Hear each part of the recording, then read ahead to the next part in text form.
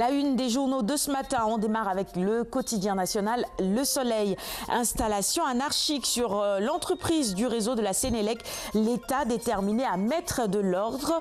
L'engagement des agents de la Sénélec salué et puis 2,5 milliards de francs CFA pour rénover la centrale de Tchona. Voilà le grand titre que l'on retrouve à la une du Soleil ce matin. Le Soleil qui revient également sur l'urbanisation et nous informe que la planification est le talon d'Achille des villes.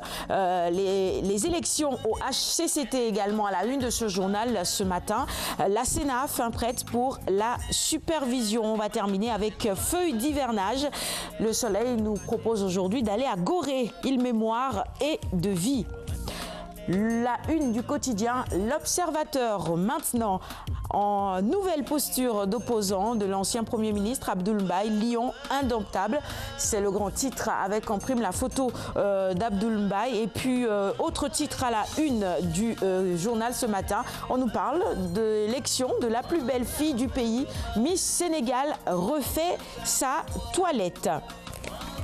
Le quotidien maintenant, conditions de détention du présumé terroriste Ibrahim Ali, maître Borzopouille terrorisé. Voilà, c'est le grand titre à la une de ce journal. Et puis l'avocate écrit au ministre de la Justice, nous informe nos confrères du quotidien. Poursuivons maintenant avec Libération, la une du quotidien Libération. Renouvellement de la convention de concession de Sonatel. Le Trésor empoche 50 milliards de francs CFA. L'opérateur versera un autre chèque de 50 milliards en janvier prochain. Enquête. La une du quotidien Enquête, conflit entre ConocoPhillips, j'y arrive, et Phare Ltd à propos des blocs sénégalais. Le pétrole aiguise les appétits. Le Populaire maintenant, la une du quotidien Le Populaire. Veille de la Tabaski, menace sur le système de transfert d'argent. Le réseau des prestataires de transfert veut bloquer le système à la veille de la Tabaski, ce qui pourrait évidemment créer de nombreux soucis à de nombreuses personnes. Allez, on va également poursuivre maintenant avec Sud Quotidien, la une de Sud Quotidien.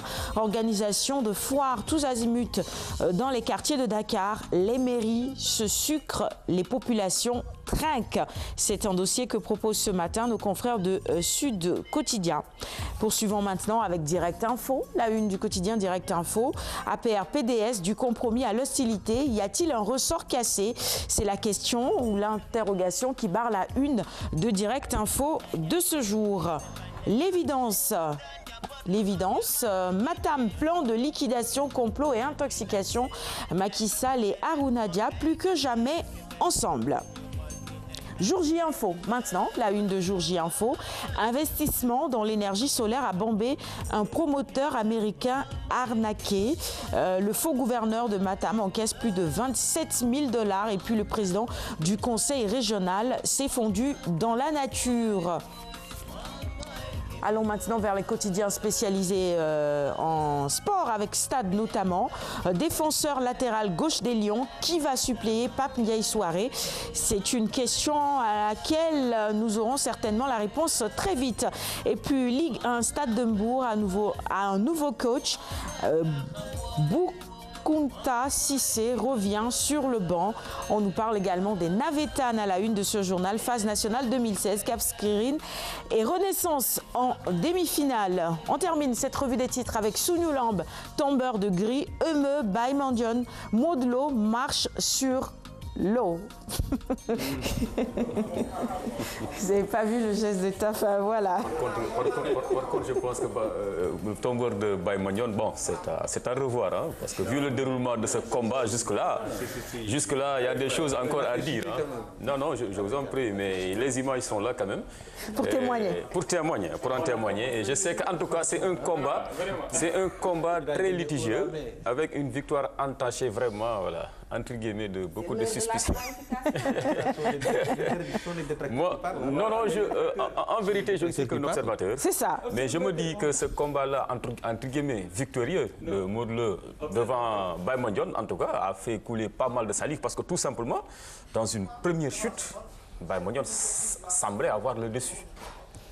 d'après les images avec le ralenti. Ibrahima, tu es des parcelles aussi. Accorder la victoire à Modou Lo après. Ah, tu es de parcelles, ça se comprend, d'accord. Le sentiment que je soutiens Modou Lo, c'est parce que aussi c'est un lutteur qui était très cohérent et qui a un parcours vraiment extraordinaire. Non, rien à dire. Hein. Il a un parcours vraiment formidable. Par rapport à son gabarit, mais ce qu'il a fait dans l'arène, attends, ça ne court pas les rues, hein. C'est Tafa qui lui serre la main. Bon, à la une, il y a évidemment la photo de Balaguer aussi. Et puis revanche à Modou Lo, première contre Gris. Bala entre deux feux. On termine avec Boignan sur Boignan 2, autant pour moi, sur son combat contre Guigui. Il dit ce sera un règlement de compte. Et on n'en doute pas. Voilà, ce sera tout pour la revue des titres de ce jour. Merci de l'avoir suivi. On va maintenant passer à la chronique de Binta, c'est la santé. Et on va parler notamment de la vente des médicaments de la rue.